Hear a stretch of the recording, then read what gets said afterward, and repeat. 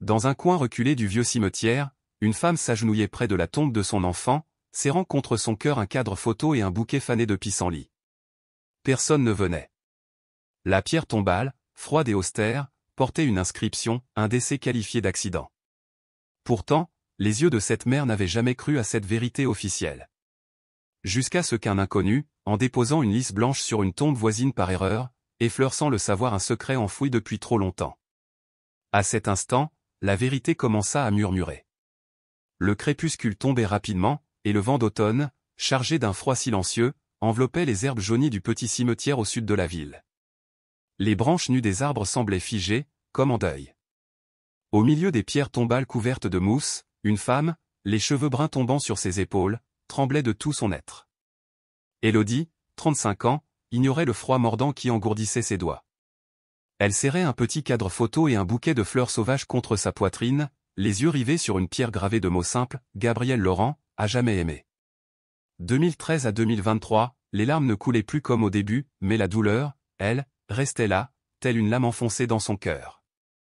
3 mois s'étaient écoulés depuis que Gabriel, son unique enfant, son trésor, avait disparu à jamais dans un accident soudain. Selon les conclusions des enquêteurs, un drame imprévisible.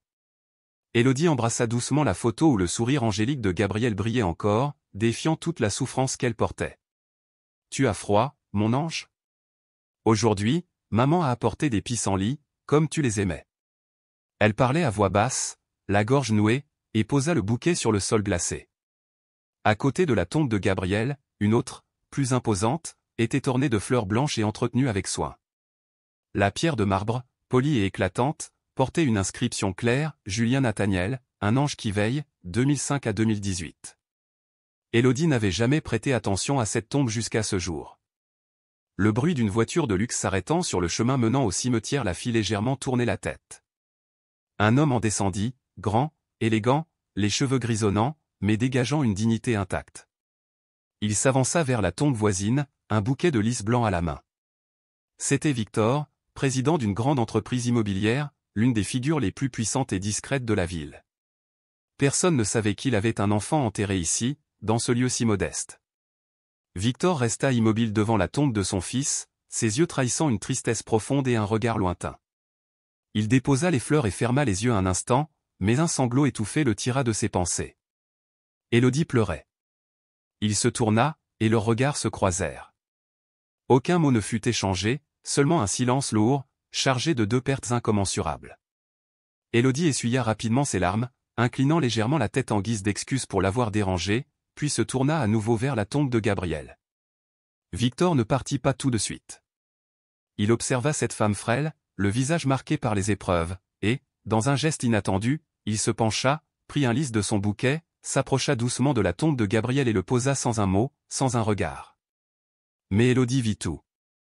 Victor s'éloigna comme il était venu, en silence, enveloppé de mystère. Au loin, dans l'ombre mouchetée du coucher de soleil, le père Antoine se tenait sous un chêne ancien, une Bible à la main, observant les 2 silhouettes, comme s'il assistait à quelque chose qu'il pressentait depuis longtemps. Il soupira et joignit les mains pour prier. Ce soir-là, dans la petite chambre louée d'Élodie, la lumière vacillante d'une lampe jetait une lueur pâle. Assise à une vieille table en bois, elle feuilletait le carnet de Gabriel, le seul objet qu'elle serrait contre elle quand son fils lui manquait. Ce n'est qu'après sa mort qu'elle avait trouvé le courage de toucher ces souvenirs qu'il avait laissés. Gabriel adorait dessiner, écrire des pensées éparses. Dans le carnet, des lettres maladroites, des dessins enfantins, et des mots sincères qui lui brisaient le cœur. À la page 12, des mots griffonnés la firent s'arrêter net, une dame bizarre vient à la maison. Papa a dit de ne pas en parler à maman. Élodie serra le carnet, son pouce accélérant. Elle tourna la page. Je crois que papa cache quelque chose. Il s'est fâché quand j'ai parlé de la pièce au sous-sol. Le père de Gabriel, Marc, était parti après la mort de leur fils, abandonnant Élodie avec une douleur encore vive. Il était parti sans explication. Mais Élodie s'en moquait, car sans Gabriel, plus rien n'avait d'importance. Ses mains tremblaient en caressant chaque ligne. Gabriel, son petit garçon innocent, avait vu quelque chose, avait eu peur de quelque chose, et peut-être avait-il emporté un secret dans sa tombe. La pièce s'assombrit. Le vent sifflait à travers les fentes des fenêtres, comme un soupir lugubre. Élodie resta immobile, l'esprit envahi de questions. L'après-midi suivant, Victor revint au cimetière, non par habitude, mais poussé par une force silencieuse, l'image de cette femme agenouillée près de la tombe de son fils, les yeux pleins de larmes mais brillants de résilience. Cela lui serrait le cœur, une douleur discrète mais profonde, comme une brume froide sur la peau. Le cimetière était désert, l'air chargé de l'odeur de la terre humide. Victor s'arrêta un instant devant la tombe de Julien, puis marcha lentement vers le vieux chêne où un homme familier lisait tranquillement une Bible. « Père Antoine, dit-il, sa voix grave et assurée. » Le prêtre leva les yeux, ses lunettes fines révélant une légère surprise. « Victor, je savais que vous reviendriez. »« Connaissez-vous la femme d'hier » demanda Victor, sans cacher son inquiétude. Antoine referma son livre et regarda vers la tombe de Gabriel. Après un moment, il répondit doucement, « Elle s'appelle Élodie. Elle a perdu son fils il y a 3 mois. Depuis, elle vient ici chaque semaine, seule.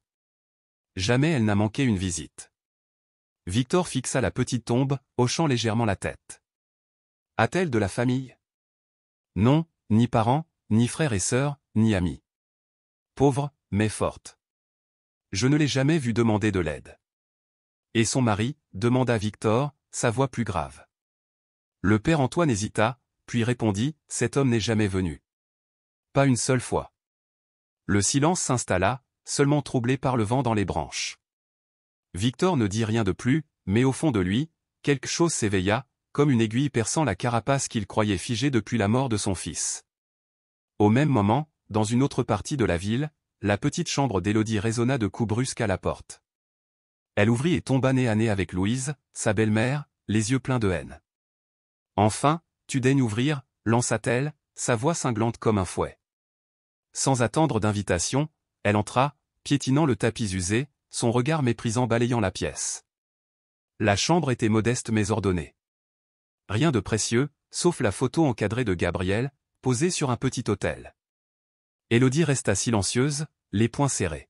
« Je ne pensais pas te voir si misérable après avoir quitté ma famille, » continua Louise, venimeuse. « Si tu n'avais pas été aussi incompétente, il ne serait pas mort.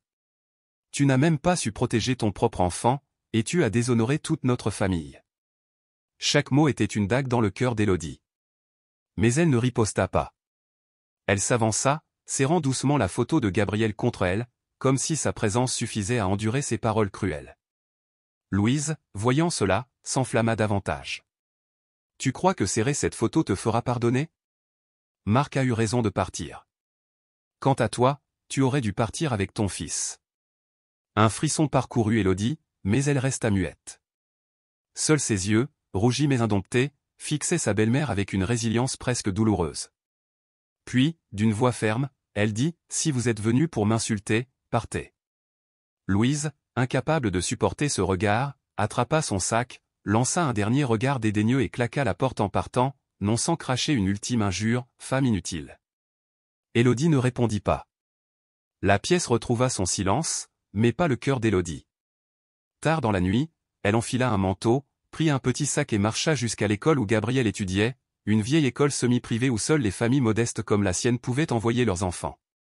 Elle frappa à la porte du bureau du directeur, qui la reçut avec réticence. Mademoiselle Clara, une enseignante qui aimait beaucoup Gabriel, l'observait de loin avec inquiétude. Le directeur, un homme corpulent et sévère, était assis derrière un grand bureau en bois. « Je suis désolé de ne pas avoir pris rendez-vous, » dit Élodie, la voix douce. « Je veux consulter les images des caméras de surveillance du dernier jour où Gabriel est venu à l'école. Il a laissé des mots qui m'inquiètent beaucoup. » Le directeur fronça les sourcils et secoua la tête.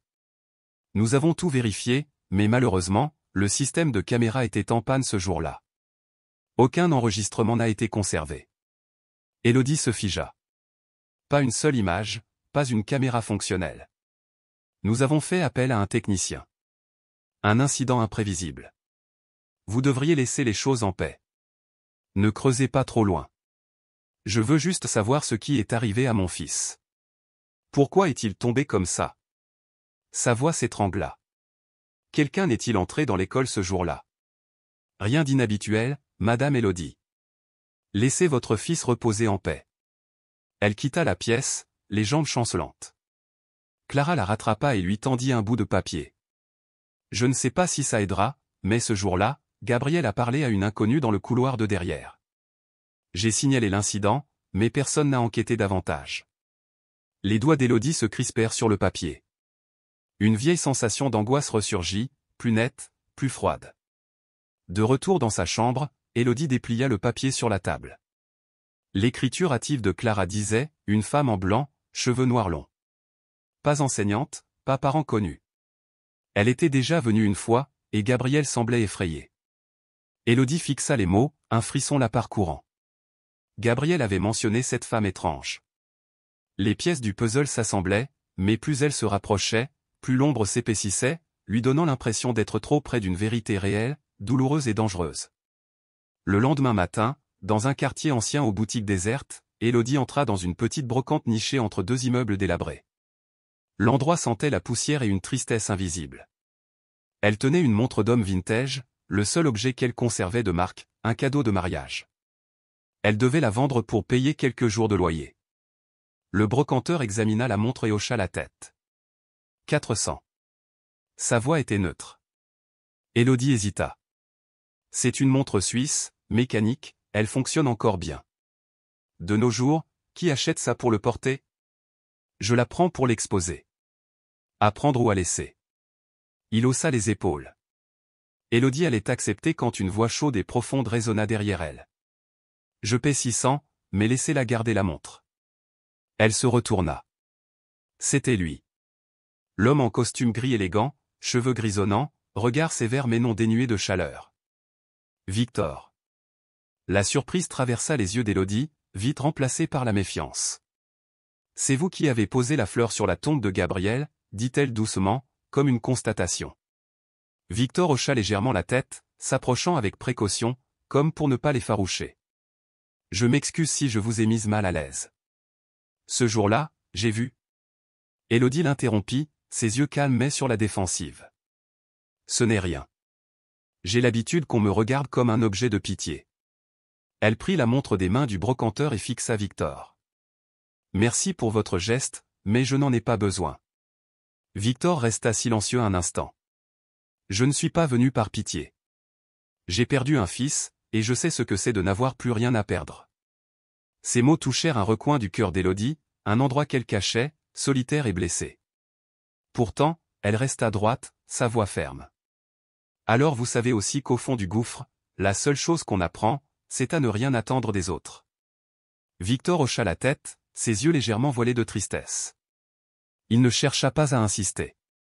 Il posa une carte de visite sur le comptoir et dit doucement, « Si un jour vous avez besoin de quelqu'un pour écouter, juste écouter, je serai là. » Il partit, laissant derrière lui un vide silencieux.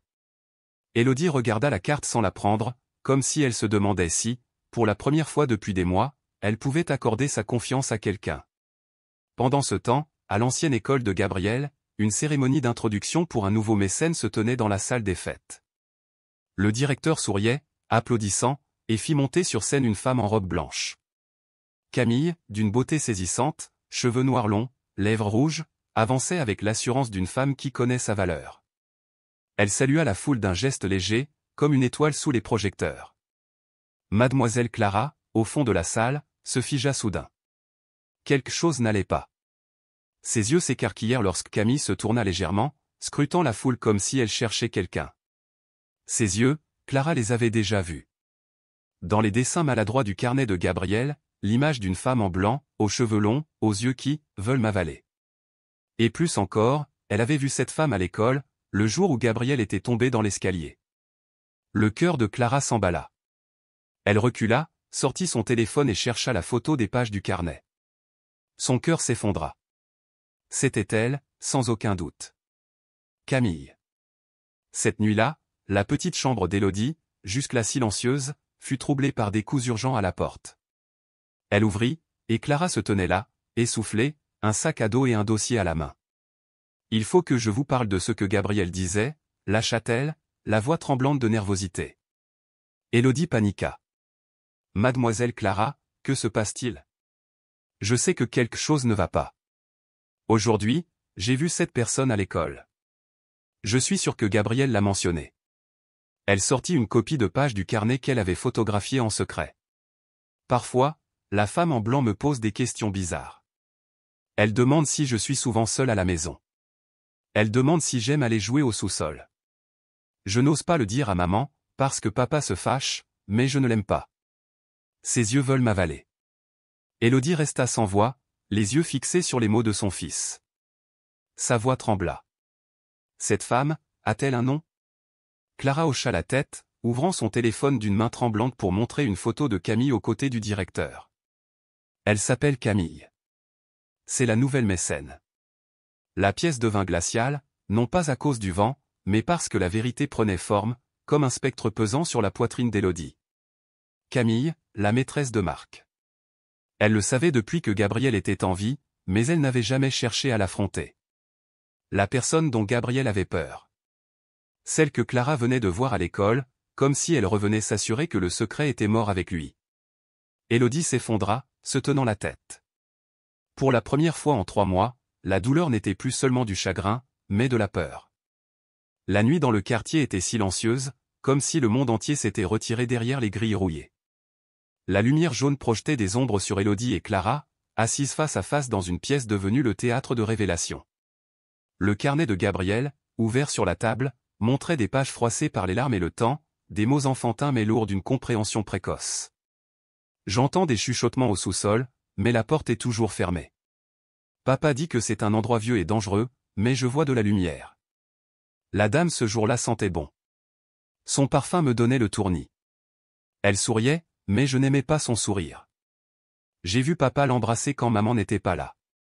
Je n'ose le dire à personne. Je dessine juste dans ce carnet.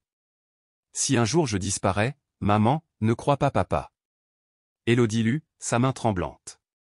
Elle serra le carnet comme pour retenir l'image de Gabriel, comme pour le secouer depuis sa tombe et lui demander, « Que as-tu vu? Que as-tu su qui a poussé quelqu'un à te faire taire ?» Clara, en face, pleurait en silence, sa voix étouffée. Ce jour-là, Gabriel semblait différent.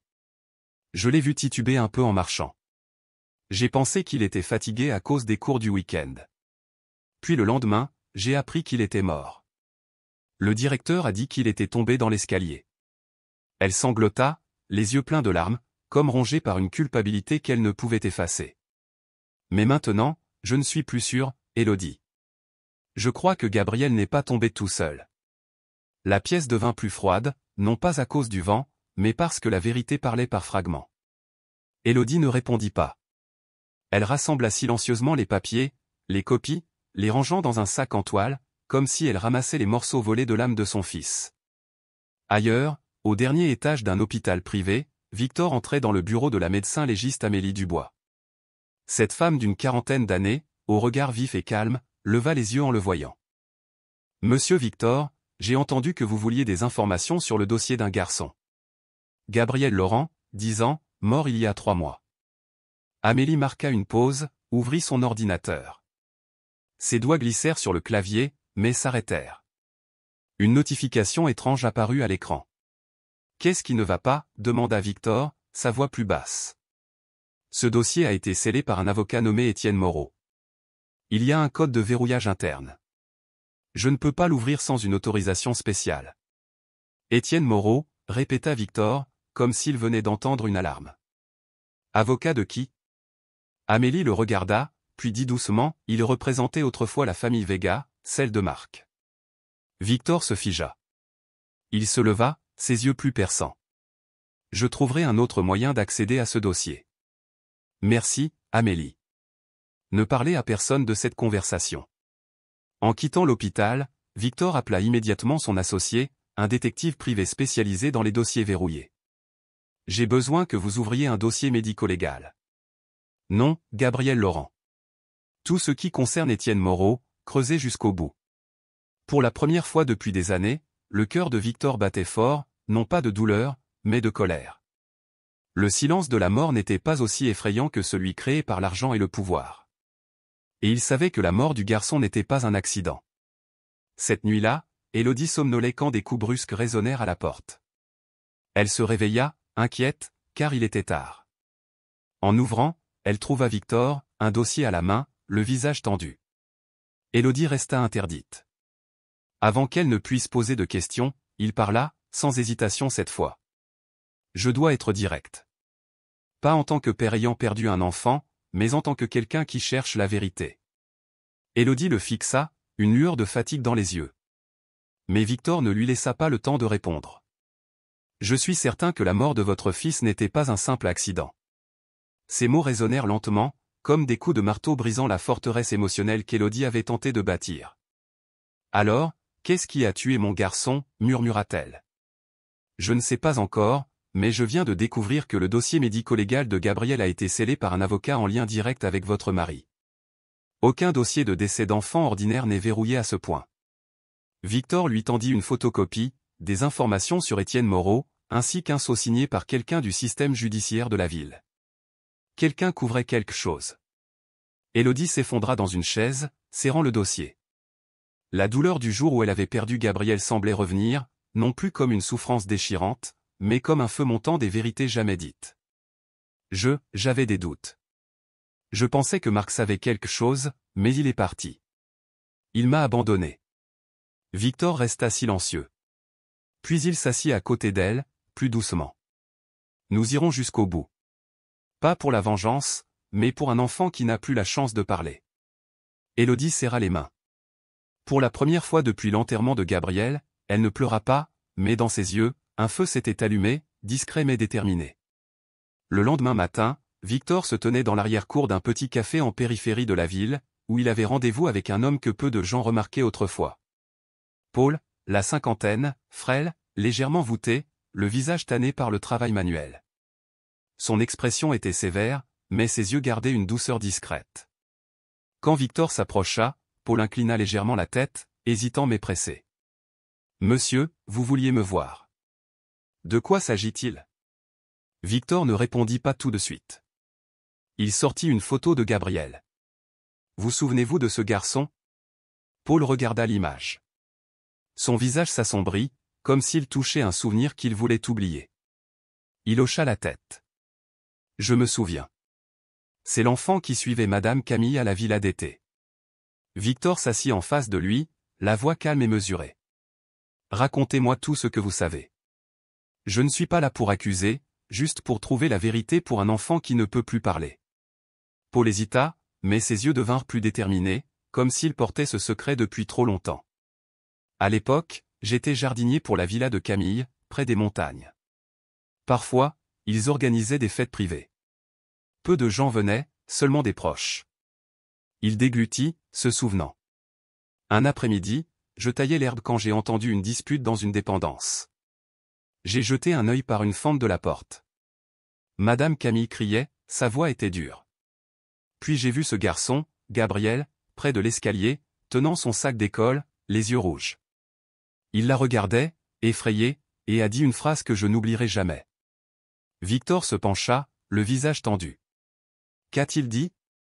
Paul articula chaque mot, je vais tout dire à maman. Maman saura tout. L'air sembla se figer. Victor serra les mains. 3 jours plus tard, j'ai été convoqué au bureau de gestion. Sans raison claire, juste plus adapté. J'ai travaillé là-bas 6 ans, mais j'ai été licencié en moins de 10 minutes. Personne ne m'a laissé dire au revoir. Victor resta silencieux un moment, puis tendit un verre d'eau à Paul. Êtes-vous prêt à témoigner ? Pour Gabriel, pour Élodie, sa mère ? Paul le fixa, les yeux humides. Je n'ai rien dans la vie, juste mes sécateurs et quelques vieux livres. Mais si mes mots peuvent aider cette mère à savoir que son fils n'est pas mort en silence, je parlerai, même si je dois aller au tribunal. Victor hocha la tête. Merci, Paul. Tout le monde n'a pas votre courage. Avant de partir, Victor posa une dernière question. Avez-vous déjà vu Camille descendre au sous-sol ? Paul se figea. Oui, une fois. Elle tenait une petite boîte en bois ornée de dentelle blanche. Je pensais que c'était pour une fête, mais son regard, personne ne regarde un objet comme ça. C'était comme si elle cachait une part de son âme. Pendant ce temps, Élodie rangeait les notes et documents épars qu'elle et Clara avaient rassemblés, quand des pas s'arrêtèrent devant sa porte. Un coup sec retentit. Elle ouvrit, et là, sans erreur possible, se tenait Marc. Toujours le même, chemise repassée, cheveux bien peignés, odeur forte de parfum. Mais ses yeux étaient étranges, froids, distants, menaçants. « Que fais-tu ici » demanda Élodie, agrippant le chambranle. Marc ne répondit pas tout de suite. Il entra, balaya la pièce d'un regard méprisant, puis la fixa. « À quel jeu joues-tu » Élodie ne détourna pas les yeux. « Je cherche la vérité sur mon fils. » Marc esquissa un sourire sans chaleur. « Le passé doit rester où il est. L'enfant est mort. Ne rends pas les choses pires. »« De quoi as-tu peur » demanda Élodie, la voix tremblante mais les yeux résolus. « Que je découvre où tu l'as laissé ? Que je sache que tu as fait entrer cette femme chez nous ? Ou que tu as laissé mon fils seul avec elle ?» Marc grogna soudain, s'approchant, le visage déformé par la colère. « Je te le dis une dernière fois, Élodie. Si tu ne t'arrêtes pas, quelqu'un paiera cher. Pas seulement toi. » Élodie recula, ses yeux brillants. Mais elle ne pleura pas. Pas cette fois. Elle murmura, « Gabriel a déjà payé le prix. » Marc se figea une seconde. Puis il sortit son téléphone, le jeta sur la table. « Réfléchis bien. Tu te mesures à des gens qui ne perdent jamais. » Il partit comme un vent toxique, laissant Élodie avec une peur qu'elle osait nommer pour la première fois, la solitude et la traque.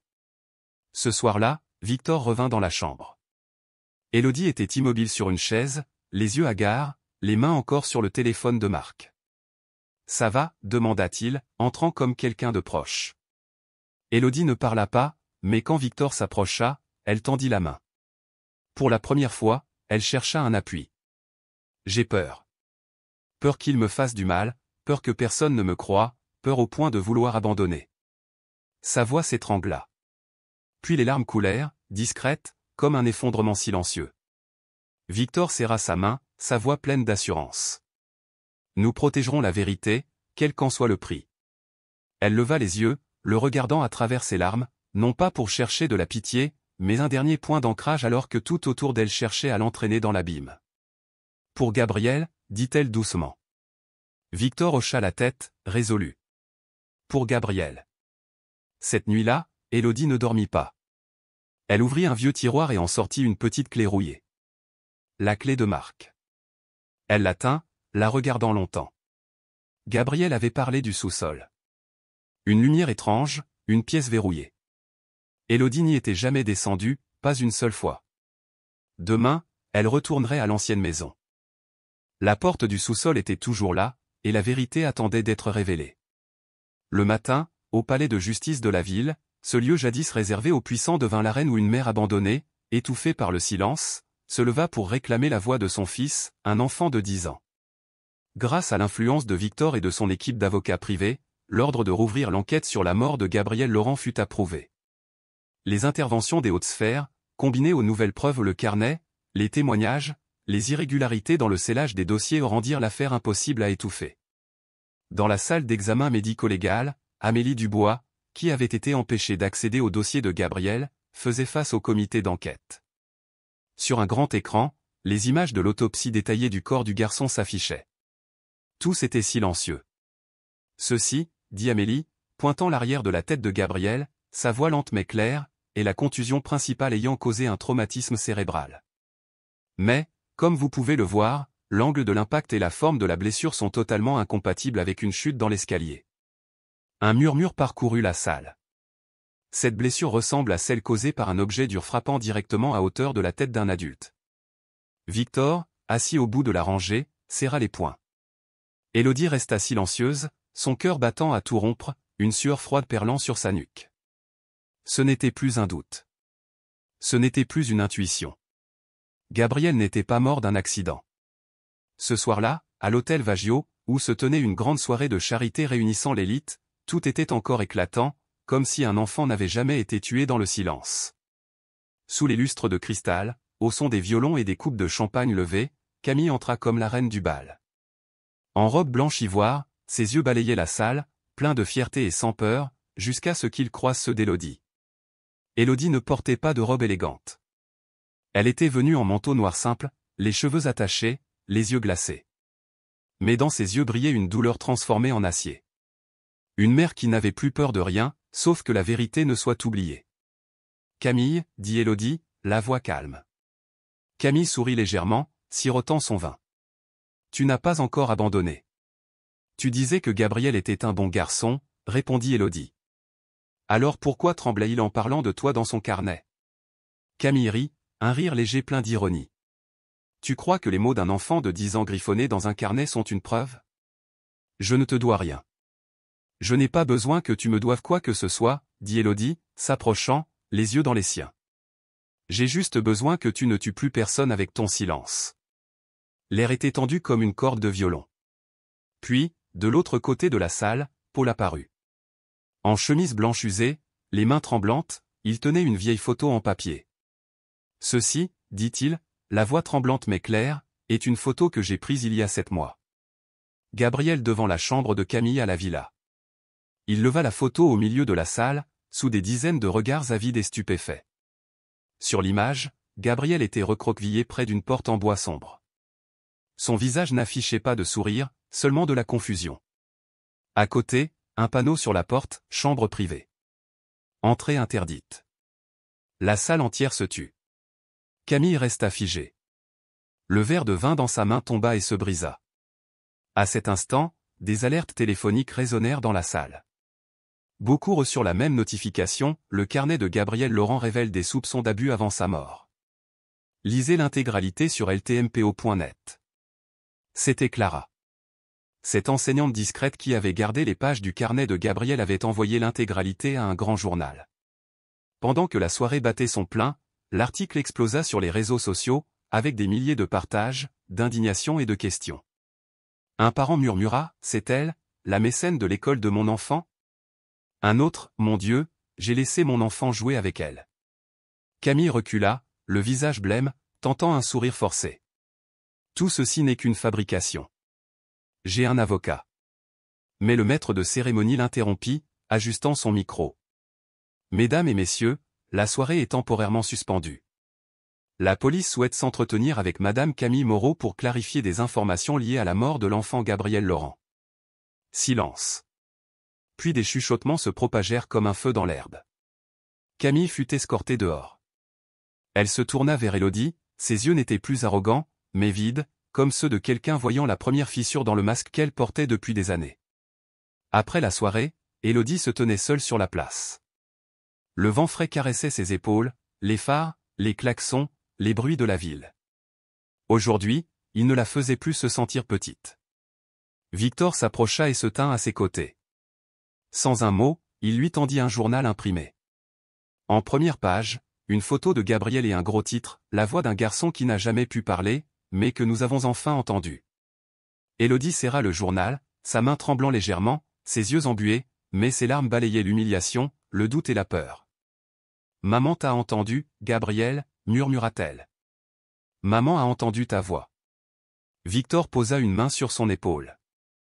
Il était ému, lui aussi. Nul besoin de dire plus. Désormais, la vérité parlait. Une semaine après cette soirée explosive, la ville n'était plus aussi calme. L'affaire Gabriel Laurent se propagea plus vite que quiconque ne l'avait prévu. Journaux, télévision, réseaux sociaux, tous reprenaient les mêmes mots, falsification de dossiers médico-légaux, incitation au meurtre, dissimulation de crime, un enfant blessé par le silence des adultes. Dans un bureau du ministère de la Justice, l'avocat Étienne Moreau, autrefois figure de proue des litiges prestigieux, était assis derrière une table d'interrogatoire. Son visage était pâle, ses cheveux collés par la sueur, loin de son allure digne habituelle. La police présenta des preuves, un courriel crypté envoyé par Étienne à l'hôpital, demandant de bloquer le dossier de Gabriel Laurent pour des raisons familiales sensibles, à ne pas divulguer sans instruction. Mais ce qui était qualifié de sensible montrait désormais son vrai visage. Une conversation enregistrée, divulguée, où Étienne disait à une personne non identifiée, tant que ce dossier disparaît pour quelques années, l'affaire se tassera. Ce gamin n'est plus là pour parler. Cette phrase, diffusée à l'échelle nationale, déclencha une enquête criminelle officielle. Étienne fut inculpé pour ingérence illégale dans des dossiers médico-légaux, dissimulation de preuves et complicité potentielle dans des abus sur mineurs. Ailleurs, Camille Moreau, qui défilait jadis sur les tapis rouges des galas de charité, entrait dans les locaux de l'enquête entouré de journalistes.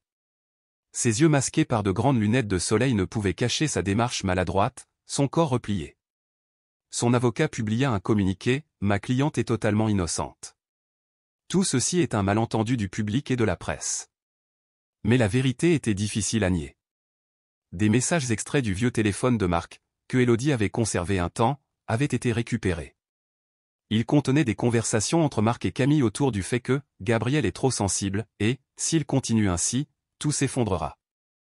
Un message de Camille glaça le sang, « Je ne supporte plus la manière dont il me regarde. » Il sait. Il se souvient. Si elle l'apprend, tout s'écroulera. La police n'accusa pas publiquement Camille de meurtre, mais élargit l'enquête avec des chefs d'accusation pour incitation à des dommages graves sur mineurs, menaces et destruction de preuves. Camille fut placée en détention pour enquête. Quant à Marc, l'homme qui apparaissait jadis dans les photos de famille, il fut présenté au public comme un traître. Une chaîne de télévision diffusa un reportage spécial, Marc Vega, mari, père et complice d'un complot pour réduire au silence un enfant innocent. Les journalistes fouillèrent dans les registres financiers, les transferts anonymes à Étienne, le retrait soudain de l'enfant de l'école internationale quelques semaines avant sa mort, et surtout le nom de Marc sur un accord de confidentialité personnelle lié à Camille. Les nouvelles étaient diffusées, suivies par tous, et dans un endroit inattendu, une vieille femme s'effondra devant son écran de télévision. Louise, celle qui avait insulté Élodie, qui l'avait accusée de ne pas avoir protégé son enfant. Désormais, ses yeux écarquillés tremblaient, incapable de prononcer un mot. Ses lèvres bougèrent en voyant Marc menotté et emmené. Impossible. Impossible. Ce garçon était de mon sang, murmura-t-elle, comme hors d'elle. Puis elle s'effondra au sol, sans plus de force pour défendre les mots cruels qu'elle avait lancés à Élodie. Au même moment, Élodie, après des jours sous le feu des médias, des regards du public et de la peur qu'il avait jadis enfermée dans l'obscurité, monta sur scène lors d'une conférence de presse spéciale organisée par le procureur de la ville. Les flashs crépitaient. Les caméras se tournaient vers cette femme frêle, les cheveux attachés, le visage pâle, mais les yeux brillants. Élodie, témoin, mère, et survivante de la perte la plus brutale. Elle s'avança vers le pupitre, tenant un papier, mais le plia. Sa voix tremblait d'émotion, mais était claire. « Je m'appelle Élodie. Je suis la mère de Gabriel. Il y a 3 mois, mon fils est mort dans ce qu'on a appelé un accident. » Elle marqua une pause, prenant une profonde inspiration. « Mais aujourd'hui, je peux dire ce que je n'osais qu'implorer en silence. Mon fils a été blessé, et je ne me tairai plus. » Des centaines de personnes restèrent silencieuses. Quelques sanglots retentirent. Certains journalistes versèrent des larmes. Élodie continua, « Je ne dis pas cela pour la vengeance. Je le dis pour que chaque enfant comme Gabriel ait le droit de vivre, le droit d'avoir peur, et le droit d'être protégé. Je le dis pour que ceux qui se sont tus commencent à parler. » Elle quitta le pupitre sous un tonnerre d'applaudissements. Victor, au premier rang, les yeux rougis, ne cachait pas sa fierté. Paul inclina la tête. Clara sanglotait dans la rangée à côté. La dernière photo captura Élodie tenant le cadre de Gabriel devant le pupitre. Derrière elle, une phrase, « La justice n'est pas un prix à payer, mais une vérité prononcée. » Le procès officiel s'ouvrit début juin. Le ciel ce jour-là était clair, ensoleillé, mais dans le cœur d'Élodie, un automne sans fin persistait. Elle ne parlait plus beaucoup. Elle n'en avait plus besoin. La vérité avait été dévoilée. Le nom de Gabriel avait été entendu. Chaque personne dans cette chaîne de mensonges faisait face à la justice, à la conscience, à l'opinion publique. Juste après le premier procès, Élodie demanda à quitter la ville, non pour fuir, mais pour respirer. Cette ville où chaque coin de rue était un souvenir douloureux, chaque route une blessure au cœur. Elle savait qu'elle devait vivre, non pour continuer à lutter, non pour s'échapper, mais pour vivre. Victor le comprenait mieux que quiconque. Il organisa tout en silence, puis un matin tôt, il réveilla Élodie avec une phrase simple, « Je veux t'emmener quelque part. » La voiture glissait sur une route de campagne ombragée d'arbres. Pendant 2 heures, personne ne parla, mais nul n'en ressentit le besoin. Le silence entre eux n'était pas un vide, mais un espace pour écouter, réfléchir, guérir. Enfin, la voiture s'arrêta devant une vieille grille en bois, la peinture écaillée. Victor descendit le premier, ouvrant la grille.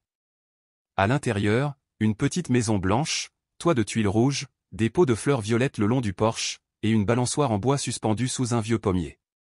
Élodie descendit de la voiture. Le vent ici était léger, chargé de l'odeur de la terre humide.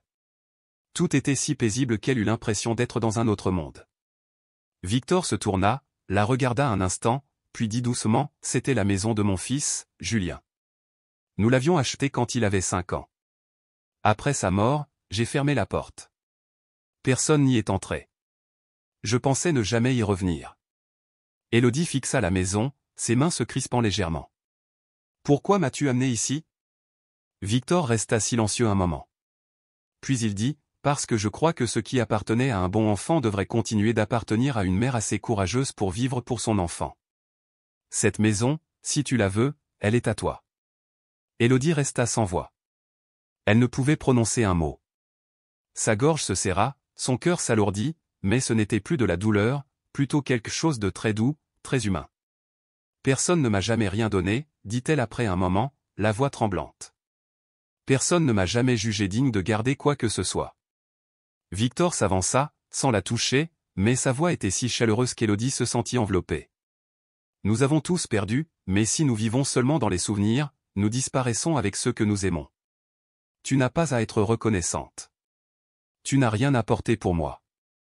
Je ne te donne pas cette maison comme une dette, mais comme un message, la vie, aussi fragile soit-elle, peut toujours recommencer. » Élodie hocha la tête. Les larmes coulèrent, mais cette fois, elles étaient douces. Les premiers jours dans la Maison Blanche furent une expérience nouvelle pour Élodie. Chaque matin, elle préparait du café pour eux deux. Victor tondait la pelouse, replantait les vieux carrés de légumes. Il ne parlait ni de Camille, ni de Marc, ni du procès, ni des médias. Tout reculait derrière cette grille en bois. Dans la cuisine, des traces de Julien subsistaient, des marques de taille sur le chambranle, des timbres anciens dans des livres, une petite photo sur le bureau. Julien souriait, tenant un ballon de basket presque aussi grand que lui. Élodie ne les touchait pas, mais chaque fois qu'elle passait, elle posait une fleur sauvage devant la photo, comme elle le faisait pour Gabriel. Victor le voyait, mais ne posait pas de questions. Il comprenait.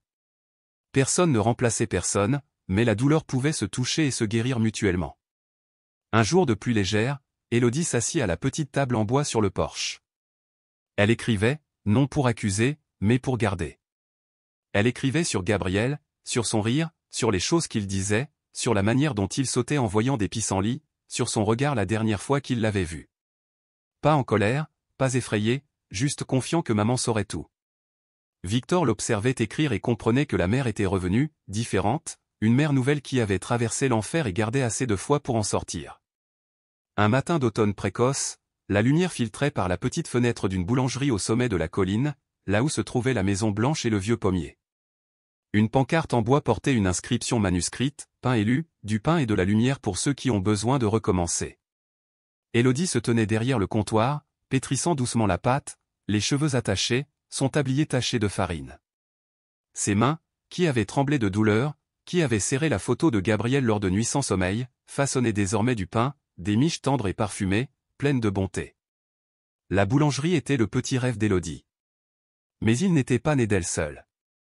Marie, la vieille propriétaire du restaurant du village, fut la première à tendre la main quand elle apprit qu'Élodie s'était installée.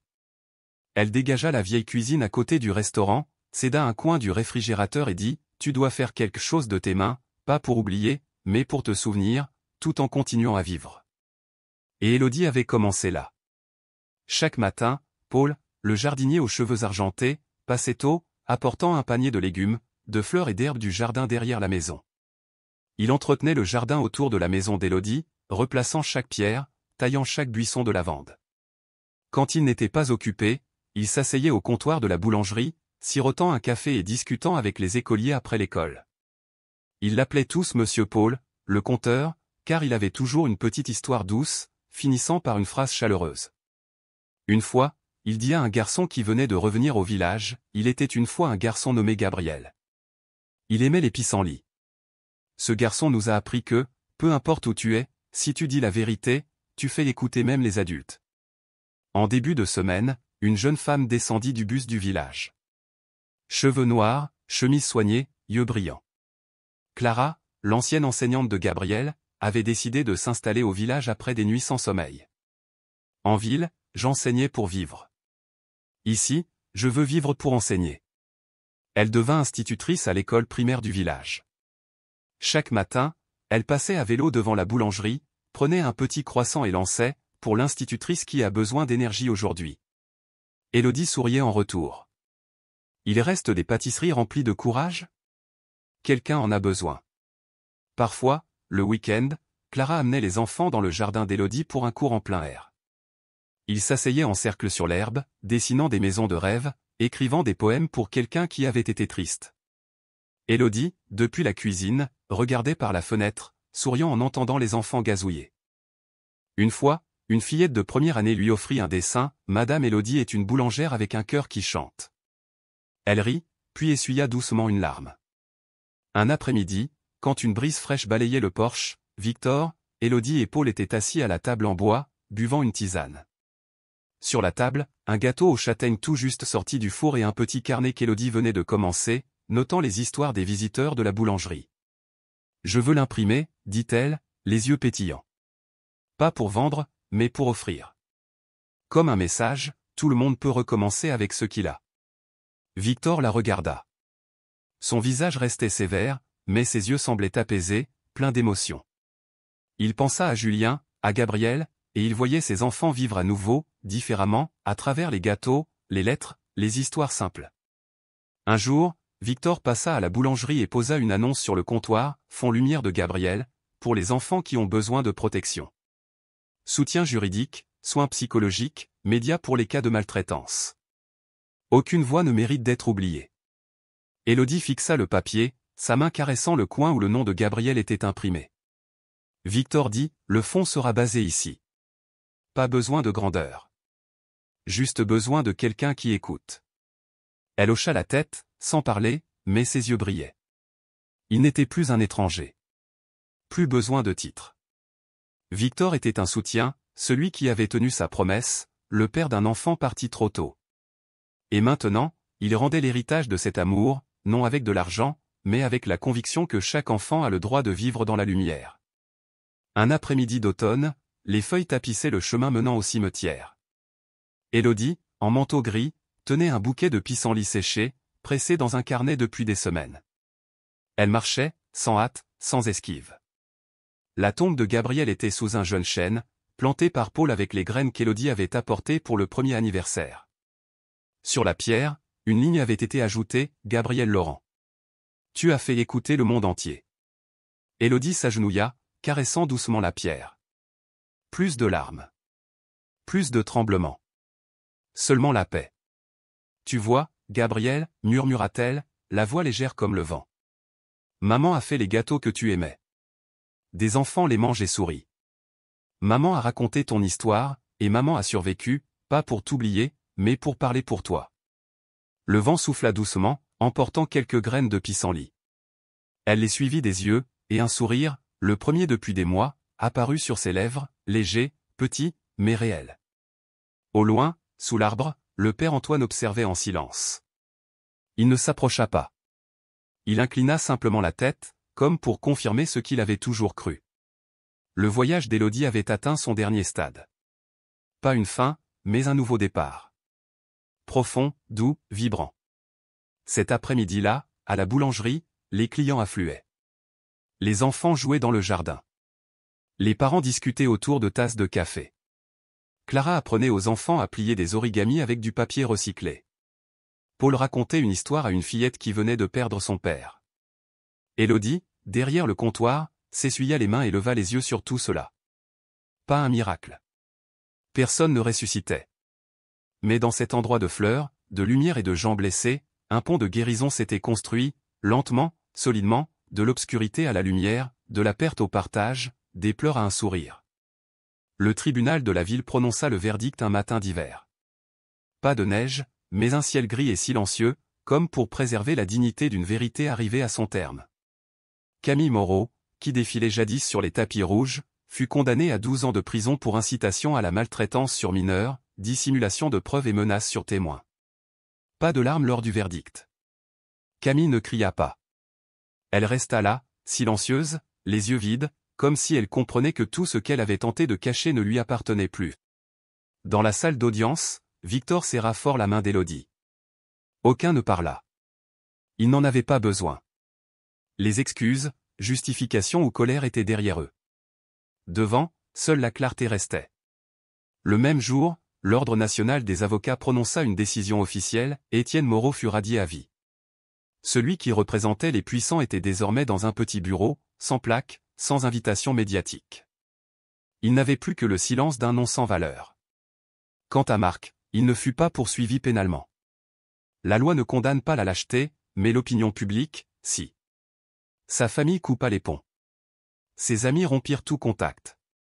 Ses anciens partenaires ne mentionnaient plus son nom.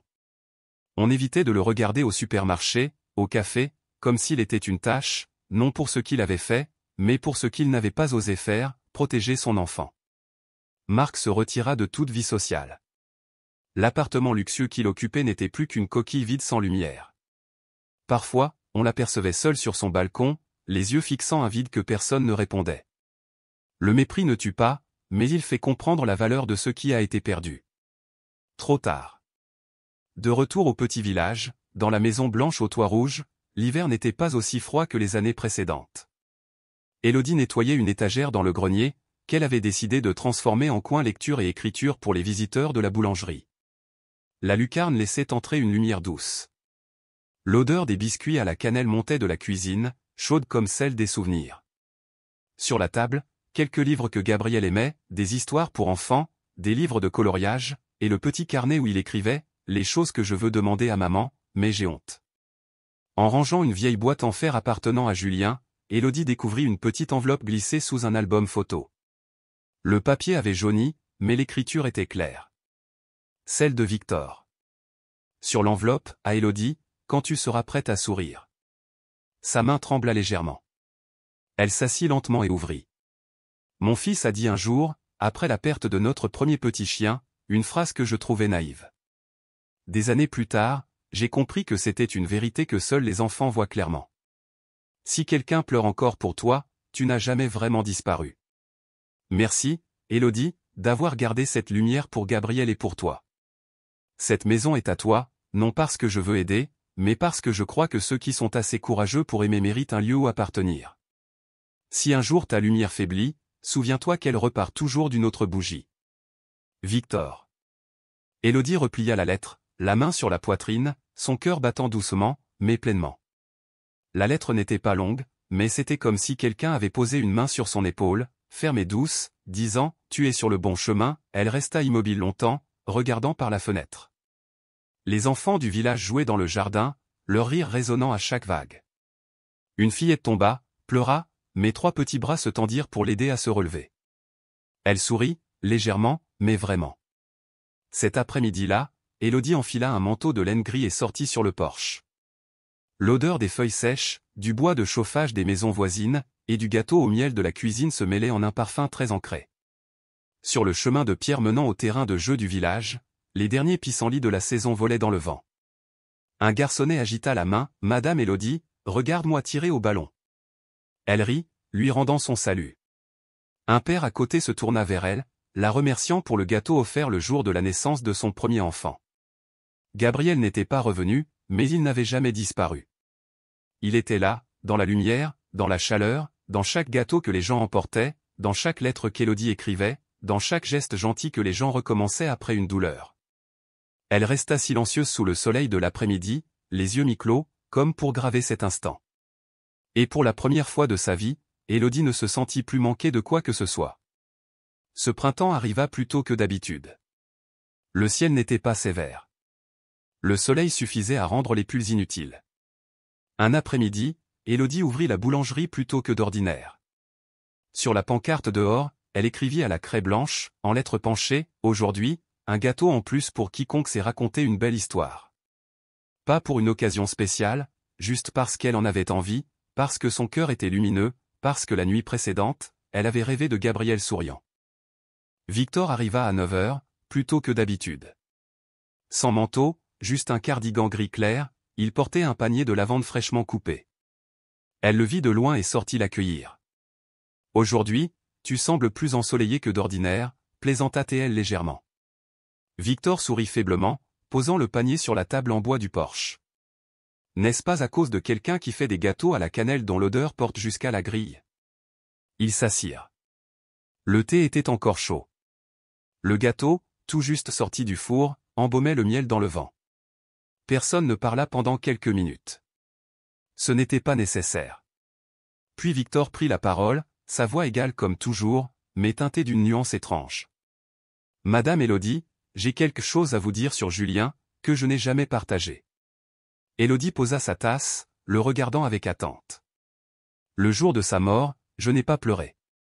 Pas parce que je n'avais pas mal, mais parce que je pensais ne pas y avoir droit.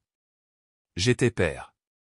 Je devais rester fort, organiser les funérailles, répondre à la police, empêcher ma femme de sombrer dans la folie de cette douleur. » Il marqua une pause, regardant le jardin où Paul taillait un buisson de jasmin, sa voix plus basse. « Mais c'est en m'interdisant d'être faible que je n'ai pas pu toucher cette douleur, et elle s'est pétrifiée en moi pendant presque 10 ans. » Élodie resta silencieuse. Elle connaissait ce sentiment, quand le cœur bat encore mais ne s'entend plus. « Jusqu'à ce que je vous voie au cimetière, » continua Victor. « La manière dont vous vous agenouillez, serrant la photo, sans crier, sans vous tordre, mais la douleur émanait de chaque souffle. Et j'ai compris. Vous n'avez pas fui. Vous l'avez enduré. Vous avez vécu avec. » Élodie se pencha légèrement, sans l'interrompre. Victor la regarda. « Vous m'avez montré quelque chose que Julien n'a pas eu le temps de m'apprendre. Que l'amour, ce n'est pas ne pas souffrir, mais oser souffrir et choisir de continuer à vivre, sans rancune, sans s'abandonner. » Elle sourit doucement, ses mains serrant la tasse chaude. « Vous m'avez appris l'inverse, » dit Élodie. « Que je n'ai pas à porter ce fardeau seul, que je peux pleurer et être entendu, tomber et avoir quelqu'un pour me soutenir. » Ils ne dirent rien de plus. Le thé refroidit, mais le cœur était plein.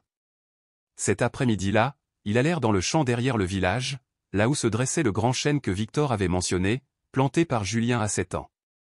Élodie apporta une petite balançoire en bois que Paul avait fabriquée avec des chutes. Ils l'installèrent sur la branche la plus basse. Aucun enfant ne s'y assit cet après-midi-là. Seuls Élodie et Victor s'installèrent aux extrémités, se balançant doucement. Elle dit, « Peut-être qu'un jour, je raconterai à un enfant l'histoire de Gabriel, de Julien, d'un père qui avait peur de pleurer, et d'une mère qui ne savait pas se relever. » Victor répondit, « Et n'oublie pas de parler de 2 vieux amis qui ont reconstruit une balançoire. » Elle rit. Cette fois, le rire était franc, libre, sans retenue, car c'était un jour sans ombre.